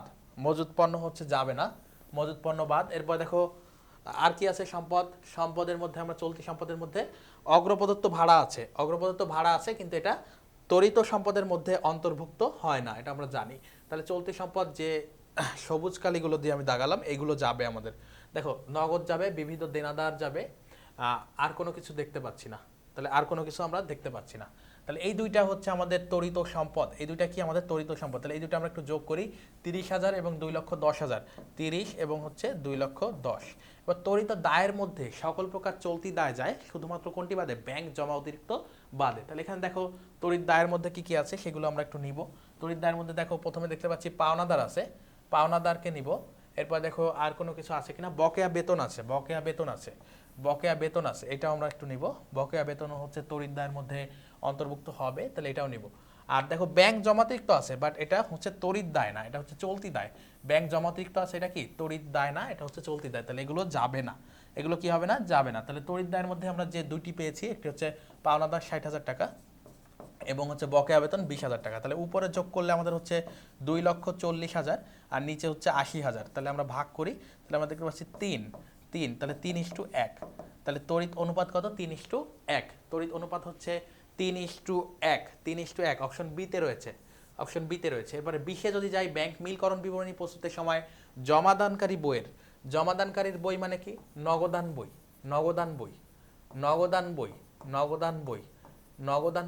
তাহলে নগদান বই বা পাস বইয়ের জেরের সাথে নিচের কোনটির যোগ করতে হয়? তাহলে জমাদানকারীর বই মানে নগদান বই, অর্থাৎ আমাদের কাছে যে বইটা আমরা সংরক্ষণ করি সেটি পাস বই নয় বা ব্যাংক বিবরণী নয়। তাহলে কোনটি যোগ করতে হয়? দেখো অর্জিত সুদ, যদি ব্যাংক কোনো অর্জিত সুদ দেয় সেটাকে আমরা কি বলি? Credit memo. আর ক্রেডিট মেমো সবসময় আমাদেরকে যোগ করতে হয়, কি করতে হয়? আমাদেরকে যোগ করতে হয়। তাহলে প্রথমটাতে আমরা অ্যান্সার পেয়ে গেলাম, অ্যান্সার এ। আমরা বাকিগুলো দেখব। বকেয়া চেক কি করতে হয়? বকেয়া বা ইস্যুকৃত চেক হচ্ছে ব্যাংক বিবরণীর সাথে কাজ করতে হয়, জমাদানকারীর বইয়ের সাথে কোনো কাজ নেই। ব্যাংকের সার্ভিস চার্জ, এটা হচ্ছে নগদান বইয়ের সাথে যোগ করতে হয় না, বরং বিয়োগ করতে হয়। কি করতে হয়? বিয়োগ করতে হয়। ট্রানজিটে জমা নগদানকারীর বইয়ের সাথে কিছুই করতে হয় না, পাস বইয়ের সাথে যোগ করতে হয়। আমাদের অ্যান্সার হচ্ছে এ। এরপর 21-এ যাই। একটি কোম্পানি 12,000 টাকা মোট সম্পত্তি এবং 4,000 টাকা শেয়ার হোল্ডারদের স্বত্ব নিয়ে শুরু করলো। ওই বছর কোম্পানি 9,000 টাকা নেট আয় অর্জন করলো এবং লভ্যাংশ হিসেবে 2,000 টাকা প্রদান করলো। বছর শেষে মোট সম্পত্তি 21,500 টাকা, বছর শেষে শেয়ার হোল্ডারদের সত্ত্ব কত। তাহলে আমরা মালিকানা সত্ত্ব হিসাবগুলো যদি একটু দেখি, দেখো মালিকানা সত্ত্ব সংক্রান্ত হিসাব এখানে কি কি আছে। প্রথমে বলছে শেয়ার হোল্ডারদের সত্ত্ব নিয়ে শুরু করলো, তাহলে শেয়ার হোল্ডারদের সত্ত্ব ছিল 4,000 টাকা, শেয়ার হোল্ডারদের সত্ত্ব কত ছিল 4,000 টাকা, তাহলে এই একটা অংশ পাইলাম মালিকানা সত্ত্ব। তাহলে এই 4,000 টাকা হচ্ছে আমাদের শুরুর মূলধন বা শেয়ার মূলধন। এরপরে কোম্পানি 9,000 টাকা লাভ করছে, নিটায় কত 9,000 টাকা, তাহলে এই 9,000 টাকা মালিকানা সত্ত্বের সাথে যোগ হয়। আমরা কি জানি 9,000 টাকা মালিকানা সত্ত্বের সাথে যোগ হবে, নিটায় সবসময় মালিকানা সত্ত্বের সাথে যোগ হয়। এরপরে আমরা লভ্যাংশ যদি প্রদান করি সেটা কি হবে বিয়োগ হবে, সেটা কি হবে বিয়োগ হবে। তাহলে 9 আর 4 13, 13 থেকে 2 বাদ দিলে মালিকানা সত্ত্ব অর্থাৎ সমাপনী মালিকানা সত্ত্ব হচ্ছে সমাপনী ওই হচ্ছে আমাদের 11,000 টাকা, সমাপনী ওই হচ্ছে আমাদের 11,000 টাকা, যেটা অপশন বিতে রয়েছে। অপশন বিতে আমরা দেখতে পাচ্ছি সমাপনী ওই হচ্ছে 11,000 টাকা। ওকে, 22-এ যদি আমরা যাই, নিম্নের কোন হিসাব সেটের সাধারণত ডেবিট উদ্বৃত্ত থাকে। তাহলে আমি বলেছি হিসাব সেট মানে আমাদের আধুনিক হিসাব বিজ্ঞান অনুযায়ী আমাদের হিসাবের শ্রেণী হচ্ছে 5টা। কয়টা? 5টি হিসাব খাত আমরা দেখতে পাই, সম্পদ, ব্যয়, আর এদিকে আমরা দেখতে পারি আয়, দায়, মালিকানা সত্ত্ব, আয়, দায়, মালিকানা সত্ত্ব। এই 5টি হিসাব খাত হচ্ছে মূল খাত। এখন পাশাপাশি তোমরা বলতে পারো যে হচ্ছে সম্পদ ব্যয় এর সাথে আমাদের এই যে মালিকানা সত্ত্বের একটা বিপরীত আছে, সেটা হচ্ছে উত্তোলন। পাশাপাশি এই যে আয়ের একটা বিপরীত আছে, সেটা হচ্ছে এই ব্যয়ের সাথে আমরা লিখতে পারি, সেটা হচ্ছে বিপরীত আয়টা ডেবিট হয়, বিপরীত আয়টা। এরপর তোমরা লিখতে পারো যে আয়ের এখানে লিখতে পারো বিপরীত ব্যয়, কি লিখতে পারো বিপরীত ব্যয়।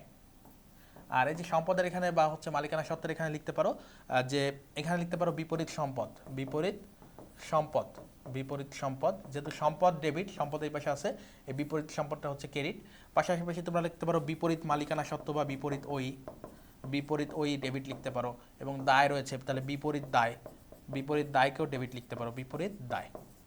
তাহলে দেখো এই সেটগুলো হচ্ছে ডেবিট, এই সেটগুলো কি ডেবিট, এই সেটগুলো হচ্ছে ডেবিট। আর ক্রেডিট কোনগুলো? ক্রেডিট হচ্ছে এই ডান পাশে যে আমি লিখেছি এগুলো হচ্ছে ক্রেডিট সেট। তাহলে এইগুলো হবে হচ্ছে ক্রেডিট, এগুলো হবে ডেবিট। তাহলে এখানে আমাদেরকে ডেবিট উদ্বৃত্ত বের করতে বলেছে, ডেবিট উদ্বৃত্তের সেট বের করতে বলেছে। তাহলে দেখো ব্যয় ডেবিট, মূলধন হচ্ছে ক্রেডিট, এজন্য আমরা এটা নিতে পারতেছি না। এবার সম্পত্তি, ট্রেজারি স্টক, ব্যয়। এখন ট্রেজারি স্টক মানে কি? নিজেদের শেয়ার নিজেরা ক্রয় করা। শেয়ার হচ্ছে ক্রেডিট, শেয়ার মূলধন হচ্ছে ক্রেডিট। এই যে মূলধন বা মালিকানা সত্ত্ব, সেরকম শেয়ারও হচ্ছে যৌথ মূলধনের ক্ষেত্রে ক্রেডিট। আর ট্রেজারি শেয়ার হচ্ছে বিপরীত শেয়ার। ট্রেজারি শেয়ার কি? শেয়ারের বিপরীত হচ্ছে ট্রেজারি শেয়ার, তাহলে এটা হচ্ছে ডেবিট। তাহলে ট্রেজারি স্টক হচ্ছে ডেবিট। তাহলে এই সেটটা আমাদের জন্য কারেক্ট, তাহলে অ্যান্সার হচ্ছে বি। আশা করি এই লেখাগুলো যদি তোমরা বোঝো তাহলে এই ধরনের সেট নির্ণয় করতে তোমাদের সমস্যা হবে না। দেখো এইখানে ডেবিট উদ্বৃত্ত কেন হচ্ছে না? কারণ দায় আয় এই দুইটাই ক্রেডিট, তাহলে এই দুইটার কারণে ভুল আছে। এখানে সম্পত্তি ডেবিট, লভ্যাংশ ডেবিট, কিন্তু আয়ের কারণে আয়টা ভুল আছে, তাহলে এটাও বাদ। এরপর 23-এ যদি আমরা যাই, নিচের কোনটি বিলম্বিত মুনাফা জাতীয় খরচ? দেখো বিলম্বিত মুনাফা জাতীয় খরচটা হচ্ছে একটা সনাতন পদ্ধতির বিষয়, এটা আধুনিক হিসাব বিজ্ঞানে নেই, এটা হচ্ছে সনাতন পদ্ধতির ব্যাপার। এই সনাতন পদ্ধতির ক্ষেত্রে আমরা বিলম্বিত বিষয়টাকে আমরা কি বলি? বিলম্বিত মুনাফা জাতীয় খরচ, যে ব্যয়গুলো মুনাফা জাতীয় হওয়া সত্ত্বেও কি 1 বছরের অধিক সময় ধরে ব্যয় করা হয়। তাহলে এই খরচটা কি হইতে পারে? এই খরচটা আমরা তোমার মুনাফা এবং মূলধন জাতীয় ব্যয় পড়ানোর সময় আমরা বলেছি। আমি আবারও একটু তোমাদের জন্য রিপিট করছি যে কারখানায় স্থানান্তর ব্যয়, এককালীন বড় অঙ্কের বিজ্ঞাপন ব্যয়, তারপরে হচ্ছে আমাদের অগ্রিম, অনেক সময় আমরা তোমরা বলো অগ্রিম খরচা বলি, মূলত বিলম্বিত বিজ্ঞাপন নয়। অগ্রিম খরচা বলি আধুনিক হিসাব বিজ্ঞান অনুযায়ী এক প্রকার সম্পদ। সনাতন পদ্ধতি অনুযায়ী আমাদের এটা আমরা বিলম্বিত বলতে পারি না, বরং হচ্ছে সনাতন পদ্ধতি অনুযায়ী আমরা কি বলতে পারি? প্রাথমিক খরচ, যেটা কোম্পানি গঠন প্রাথমিক খরচ, সেটাকে আমরা বিলম্বিত বলতে পারি। তাহলে এখানে দেখো প্রাথমিক খরচ আছে অপশন বিতে, এইটা অ্যান্সার। পাশাপাশি আর কি হতে পারে? কারখানায় স্থানান্তর ব্যয়, নতুন পণ্যের গবেষণা ব্যয়, এককালীন বিজ্ঞাপন বাবদ বড় অঙ্কের ব্যয়, এগুলো হচ্ছে বিলম্বিত বিজ্ঞাপন ব্যয়। তাহলে প্রাথমিক খরচের সাথে আর কি লিখে নিতে পারো? কারখানায় স্থানান্তর ব্যয়, কি লিখতে পারো? কারখানা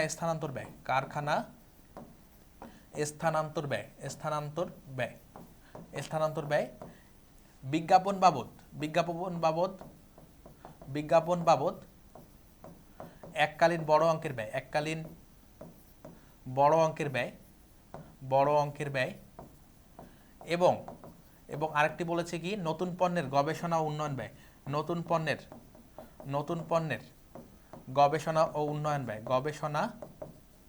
ও উন্নয়ন ব্যয়, এই 3টি এবং প্রাথমিক খরচ, এই 4টি হচ্ছে আমাদের মুনাফা জাতীয়, বিলম্বিত মুনাফা জাতীয়। তাহলে আমি একটু মার্ক করে দিই, এটা হচ্ছে 1, এটা ধরো 2, এটা হচ্ছে 3 এবং এই একটাই 4টা হচ্ছে বিলম্বিত মুনাফা জাতীয় খরচ। এরপরে আমরা 24-এ যাই। দুইজন অংশীদারের মুনাফা বন্টনের অনুপাত হচ্ছে 3:2।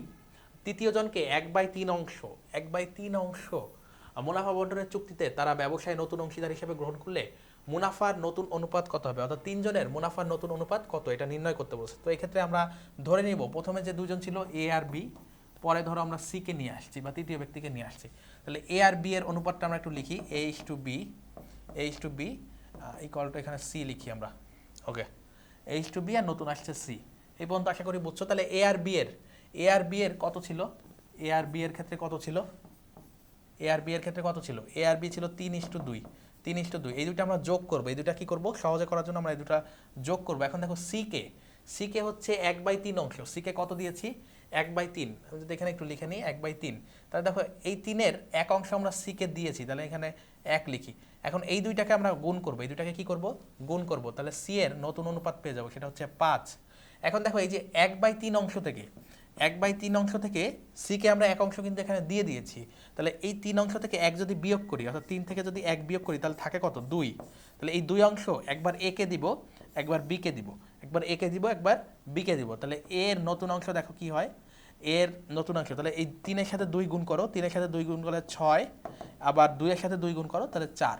তাহলে দেখো ব্যাপারটা কি হয়েছে, আমরা এই দুইটা যোগ করে সি কে যে নতুন অংশ 1 দিয়েছি সেটার সাথে মাল্টিপ্লাই করে নতুন সি এর অংশটা বের করছি, এবং পাশাপাশি 3-এর 1 অংশ থেকে 3 ভাগের 1 ভাগ দিয়ে দিলে বাকি থাকে 2 অংশ, সেই 2 একবার এ এর সাথে গুণ করলাম, একবার বি এর সাথে গুণ করলাম। তাহলে আমাদের 6:4:5। তাহলে আমাদের অ্যান্সার কি হবে, 6:4:5, 6, 4 এবং 5। নতুন অনুপাত হচ্ছে 6, 4, 5, যেটা অপশন ডিতে রয়েছে। তাহলে অ্যান্সার হবে ডি, অ্যান্সার কি হবে, ডি।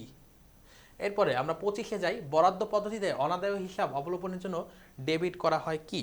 তাহলে বরাদ্দ পদ্ধতি আমাদের দেখো কুরিন অবলোপনের জন্য, কুরিন বা অনাদায়ী পাওনা, এখানে অনাদেয় কথা বলছে। এই অনাদেয়র মানে হচ্ছে কুরিন বা অনাদায়ী পাওনা, কুরিন বা কি অনাদায়ী পাওনা, অনাদায়ী পাওনা। তাহলে এই কুরিন বা অনাদায়ী পাওনার দুইটি পদ্ধতি রয়েছে। কয়টি পদ্ধতি, দুইটি পদ্ধতি রয়েছে, দুইটি পদ্ধতি রয়েছে। একটি হচ্ছে আমাদের এই যে এখানে দেখো বরাদ্দ বা সঞ্চিতি পদ্ধতি, একটি হচ্ছে বরাদ্দ বা সঞ্চিতি পদ্ধতি, আরেকটি হচ্ছে সরাসরি বা ডিরেক্ট মেথড, সরাসরি পদ্ধতি, আরেকটি হচ্ছে সরাসরি পদ্ধতি। তো এই সরাসরি পদ্ধতিতে আমরা হচ্ছে দেনাদারকে সরাসরি ক্রেডিট করি, কি করি, দেনাদারকে সরাসরি ডেবিট করি, এবং হচ্ছে কুরিনকে সরাসরি ডেবিট করি এবং দেনাদারকে ক্রেডিট করি। সরাসরি পদ্ধতিতে কি করি, কুরিনকে ডেবিট করি, সরাসরি পদ্ধতির ক্ষেত্রে কি করি, কুরিন ডেবিট। সরাসরি পদ্ধতির ক্ষেত্রে আমি লিখে দিই, সরাসরির ক্ষেত্রে কুরিন ডেবিট করি এবং হচ্ছে দেনাদার ক্রেডিট করি। আর যখন আমরা এই যে বরাদ্দ বা সঞ্চিতি পদ্ধতি ব্যবহার করি, তখন আমরা লিখি কুরিন সঞ্চিতিকে ডেবিট করি, অবলোপনের সময় কুরিন সঞ্চিতিকে ডেবিট করি এবং দেনাদারকে ক্রেডিট করি, কি করি, দেনাদারকে ক্রেডিট করি। তাহলে দেখো এখানে কি আছে, অবলোপনের জন্য অনাদেয় হিসাব বরাদ্দ পদ্ধতি, আমাদের কি বলছে, বরাদ্দ বা হচ্ছে এই যে সঞ্চিতি পদ্ধতি, এই পদ্ধতিতে কি করি, কুরিন সঞ্চিতি হিসাব অবলোপনের সময় ডেবিট করি এবং দেনাদার ক্রেডিট করি। তাহলে আমরা এখানে লিখবো কোনটি ডেবিট করি, ডেবিট লিখি সন্দেহজনক হিসাব সঞ্চিতি বা কুরিন সঞ্চিতি হিসাব। এই কুরিন সঞ্চিতি হিসাবের আরেক নাম হচ্ছে সন্দেহজনক হিসাব সঞ্চিতি। আশা করি তোমরা বুঝতে পেরেছো। আমরা 26-এ যাই।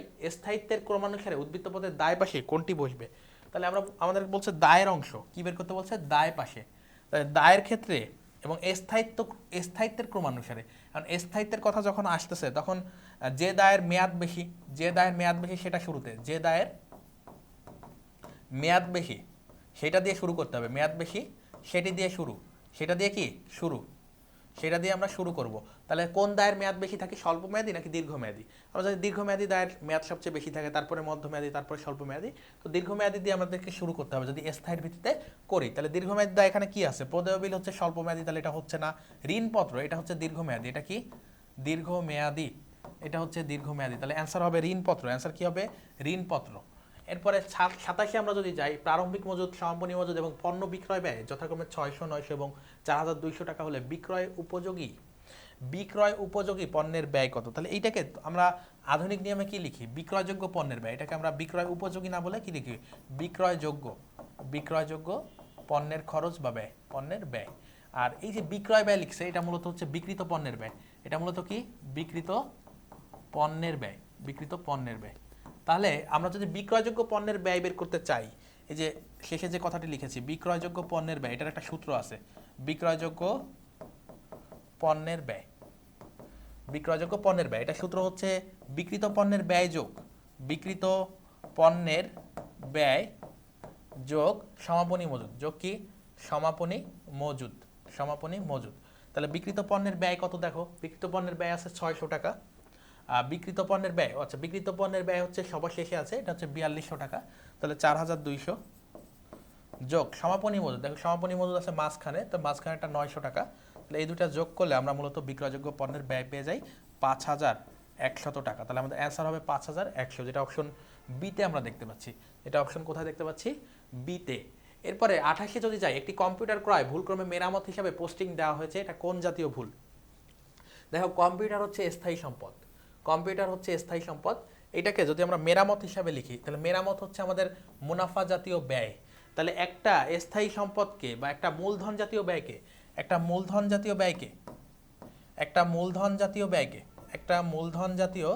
ব্যয়কে আমরা যদি একটি মুনাফা জাতীয় ব্যয় লিপিবদ্ধ করি, সেটা হচ্ছে সবসময় নীতিগত ভুল। সেটাকে আমরা কোন ভুল বলি, নীতিগত ভুল। সেটাকে আমরা কোন ভুল বলতে পারি, নীতিগত ভুল। তাহলে মুনাফা জাতীয় ব্যয়কে মূলধন জাতীয় বা মূলধন জাতীয় ব্যয়কে মুনাফা জাতীয় লিখলে সেটা হয় নীতিগত ভুল। তো আমাদের অপশন বিতে রয়েছে নীতিগত ভুল, তাহলে অ্যান্সার হবে বি। 29 যদি যাই, একটি ফার্মের নিট মুনাফা 3000 টাকা। একটি ফার্মের নিট মুনাফা কত, 3000 টাকা। করের হার 40%, করের হার কত, 40%। কর পূর্ব মুনাফা কত, তো এই যে করের ক্ষেত্রে আমাদের সবসময় কর পূর্ব মুনাফা ধরতে হবে 100 টাকা। কত ধরতে হবে, কর পূর্ব মুনাফা 100 টাকা ধরে নিব আমরা। কর পূর্ব মুনাফা 100 টাকা, কর পূর্ব মুনাফা ধরবো 100 টাকা। করের যে হার থাকবে, কর হার, সেটা আমরা লিখবো। কর হার দেখো দেওয়া আছে 40%, তাহলে 100 টাকায় 40 টাকা, 100 টাকায় কত, 40 টাকা। তাহলে কর পূর্ব থেকে আমরা যদি করের হার বাদ দিই, তাহলে কর পরবর্তী মুনাফা পাই। তাহলে আমরা কি পাই, কর পরবর্তী মুনাফা। তাহলে কর পরবর্তী মুনাফা হচ্ছে 60 টাকা। এখন দেখো আমাদের কি বলছে, নিট মুনাফা দেওয়া আছে। নিট মুনাফা মানে হচ্ছে কর পরবর্তী। নিট মুনাফা মানে কি, কর পরবর্তী।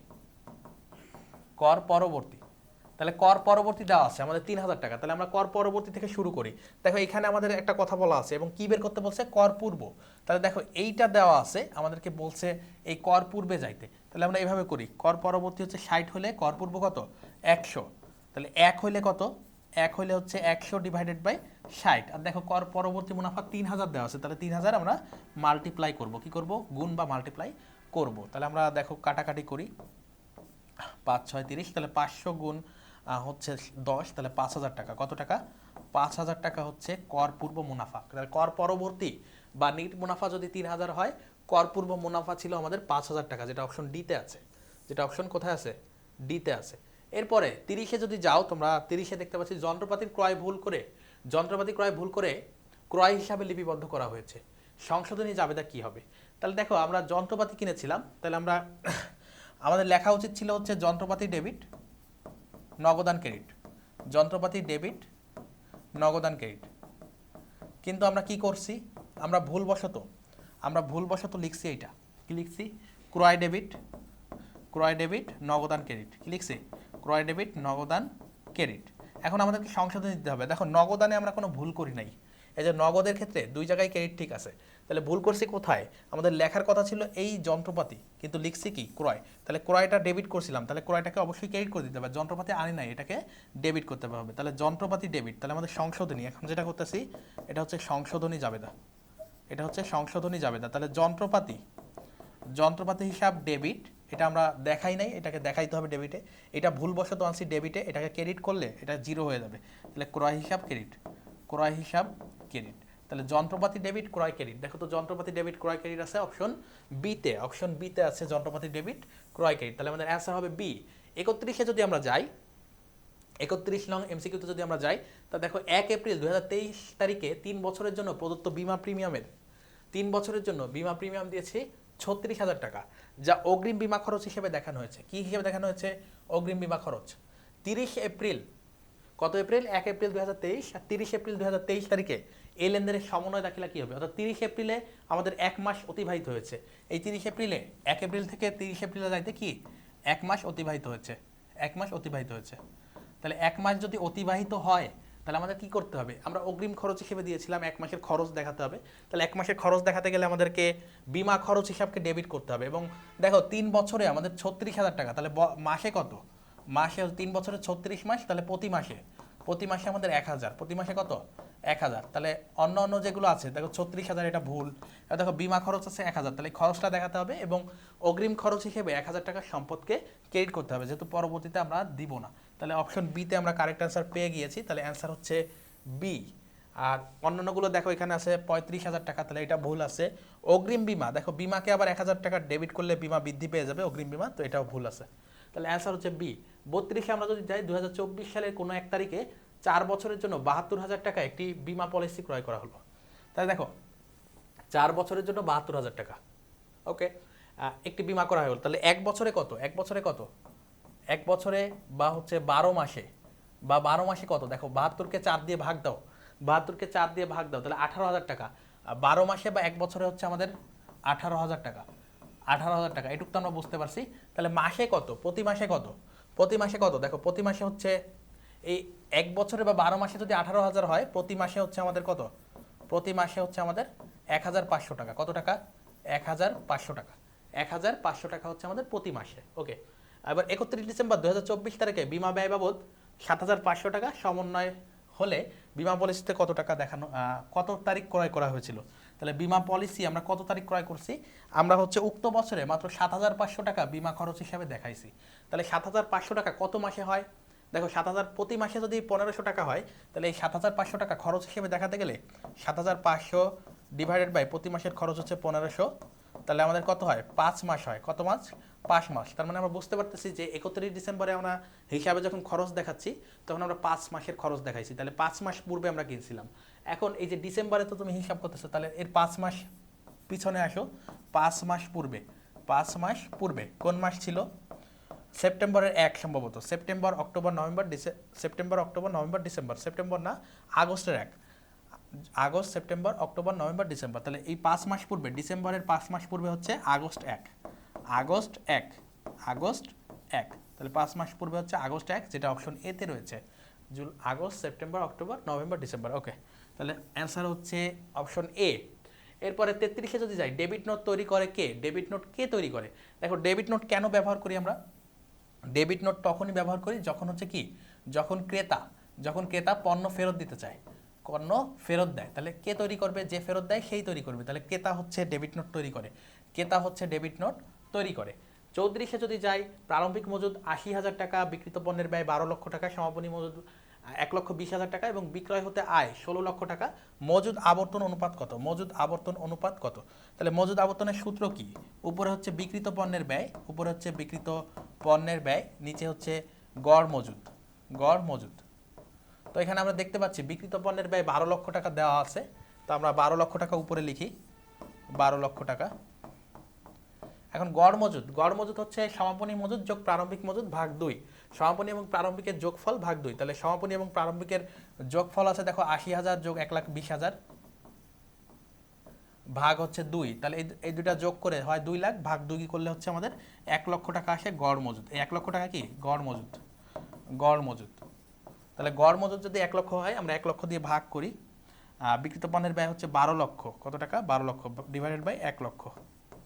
তাহলে 12 গুণ বা 12 বার, 12 গুণ বা বার, আবর্তন থাকলে আমরা গুণ বা বার অ্যান্সার করি। তাহলে 12 গুণ আছে, অ্যান্সার হচ্ছে বিতে, অ্যান্সার আছে বিতে। 35-এ যদি আমরা যাই, বলছে নাবিস্কো লিমিটেডের 2023 সালের পণ্য সংক্রান্ত নিম্নোক্ত তথ্য দেওয়া আছে। মজুদ মানে মজুদ 1 জানুয়ারি 1, মজুদ হচ্ছে, এটা হচ্ছে প্রারম্ভিক মজুদ। এটা কি? প্রারম্ভিক মজুদ। জানুয়ারি 1 তারিখে আছে 1,000 একক, একক প্রতি ব্যয় 4 টাকা। ক্রয় 19 তারিখে আছে আমাদের 5,000 একক, একক প্রতি ব্যয় 60 টাকা। এবং 25 নভেম্বরে 4,000 একক, প্রতি একক 9 টাকা দরে আমরা ক্রয় করেছি, ওকে। এরপর দেখো ডিসেম্বর 31 তারিখে হাতে মজুদের পরিমাণ 3,000 একক। কত একক? 3,000 একক। ফিফো পদ্ধতিতে বিক্রিত পণ্যের ব্যয় কত?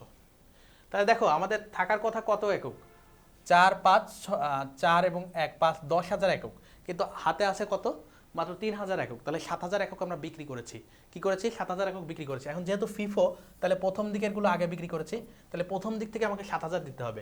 তাহলে এই যে এখন যেটা দাগ দিই একটু খেয়াল করো, তাহলে প্রথম দিক থেকে আমাকে 7,000 একক বিক্রি করতে হবে। যেহেতু 10,000 একক থাকার কথা, আমাদের হাতে আছে 3,000, তাহলে আমরা 7,000 একক বিক্রি করছি। তাহলে 7,000 একক যদি বিক্রি করে থাকি, তাহলে এইখান থেকে এই 1,000 একক দিয়ে দিয়েছি, তাহলে এখানে আর কিছু নাই, এইখানে আর কিছু নাই। এরপর দেখো আরও লাগবে 6,000 একক, তাহলে পরবর্তী ধাপে আমাদের 5,000 একক আছে, তাহলে এইটাও আমরা বিক্রি করে দিয়েছি, এইখানেও হাতে আর কিছু নাই। ওকে, এখন 6,000 হইলো, আরও 1,000 আমরা বিক্রি করছি। সেটা কোথা থেকে বিক্রি করছি? সেটা বিক্রি করছি এইখান থেকে 1,000 বিক্রি করছি 9 টাকা দরে। তাহলে দেখো 4,000 একক থেকে এখান থেকে 1,000 বাদ দাও, 1,000 গুণ হচ্ছে 9, 1,000 গুণ 9 তাহলে কত হয়? 9,000। পাশাপাশি এইখানে এইগুলো যোগ করো, 1,000 গুণ 4 তাহলে কত হয়? 4,000। 1,000 গুণ 4 তাহলে হয় হচ্ছে 4,000, এবং 5,000 গুণ 7, 5,000 গুণ 7 তাহলে 35,000, 35,000। তাহলে 35 আর 4 39 এবং 9 48,000 হচ্ছে বিক্রিত পণ্যের ব্যয়। এই মোট 7,000 একক পণ্য বিক্রি করছি, 7,000 একক পণ্য বিক্রি করছি 48,000 টাকা, যার হচ্ছে বিক্রিত পণ্যের ব্যয়, বিক্রিত পণ্যের ব্যয়। ওকে, আশা করি বুঝতে পারছো। আর মজুদের পরিমাণ তো তোমরা যদি বের করতে বলতো, তাহলে আমরা এখানে 3,000 একক ছিল, 3,000 গুণ 9, 3 নং 27,000 টাকা হইতো অ্যান্সার। তাহলে আমরা অ্যান্সার কত করব? বিক্রিত পণ্যের ব্যয় হচ্ছে 48,000 টাকা, যেটা অপশন এতে আছে। প্রিয় শিক্ষার্থীরা, আমরা আজকের ক্লাসে তোমাদেরকে বলেছিলাম যে গুচ্ছের অনুরূপ 35টা এমসিকিউ আমরা সলভ করব, এবং প্রত্যেকটি এমসিকিউ এর আমরা ব্যাখ্যা সহকারে সলভ করব, অপশনগুলো তোমাদেরকে বোঝানোর চেষ্টা করব, এবং পাশাপাশি এগুলোর সংক্রান্ত তোমাদের যেন কোনো কনফিউশন না থাকে সেটা আমরা তোমাদেরকে প্রতিশ্রুতি দিয়েছিলাম। আজকের ক্লাসটি আলোচনা করতে করতে আমরা একেবারে 35টা এমসিকিউ এর শেষে চলে এসেছি। তো এই 35টা এমসিকিউ এর ক্ষেত্রে আমি তোমাদেরকে বোঝানোর চেষ্টা করেছি, প্রত্যেকটা টপিক ক্লিয়ার করার চেষ্টা করেছি, এবং তোমরা আশা করি এই টাইপের এমসিকিউ আসলে তোমরা আর ভুল করবে না, তোমাদের কোনো কনফিউশন থাকার কথা না। আর তারপরে যদি কোনো কনফিউশন থাকে তোমরা আমাদেরকে কমেন্টে জানাতে পারো, আমরা সেই ইস্যুটাও সলভ করার চেষ্টা করবো ইনশাল্লাহ। স্কুল অফ এক্সেলেন্স তোমাদের পাশেই থাকবে সবসময়, এবং তোমরা সবাই তোমাদের কাঙ্ক্ষিত বিশ্ববিদ্যালয় একেবারে শেষ পর্যায়ে এসে গুচ্ছ পরীক্ষাটি তোমাদের বাকি রয়েছে, এবং গুচ্ছের অন্তর্ভুক্ত তোমাদের কাঙ্ক্ষিত বিশ্ববিদ্যালয়ে সবাই তোমরা ভালো করো, সেই প্রত্যাশা করে আজকের মতো এখানেই শেষ করছি। আসসালামু আলাইকুম ওয়া রাহমাতুল্লাহ।